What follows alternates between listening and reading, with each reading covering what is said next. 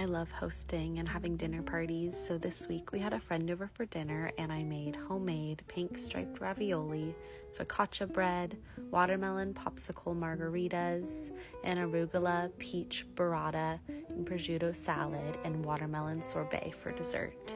I got started on my pasta dough. I used beets to dye the pink pasta.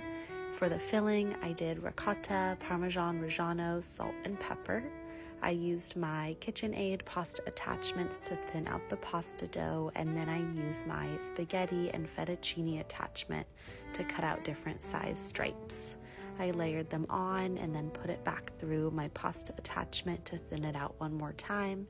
And then I started assembling my ravioli, piping on my filling, and then wetting the seams to make sure everything sticks together.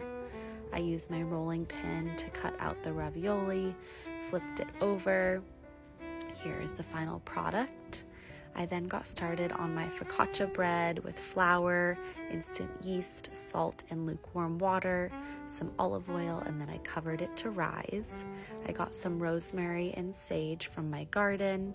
Once the dough had risen, I pulled it out of the bowl and added it to my pan with some more olive oil, folded it over, and then let it rise again a bit more until it was super jiggly and fluffy. I added in the dimples, added some rosemary and flaky Maldon sea salt, and then I put it in the oven. For my watermelon popsicles, I cut up some watermelon, added them with some agave to my NutriBullet and blended them up, freeze them overnight, and then I added my popsicles to my margaritas. They were so yummy and refreshing. I then got started assembling my salad. I drizzled on some balsamic glaze and olive oil, tossed the arugula, added on peaches, burrata, prosciutto, and then gave it another olive oil and balsamic glaze drizzle. I then added my ravioli to boiling water and got started on my sauce. I browned some butter, added some lemon zest and sage and some lemon juice to the pan, added in my ravioli.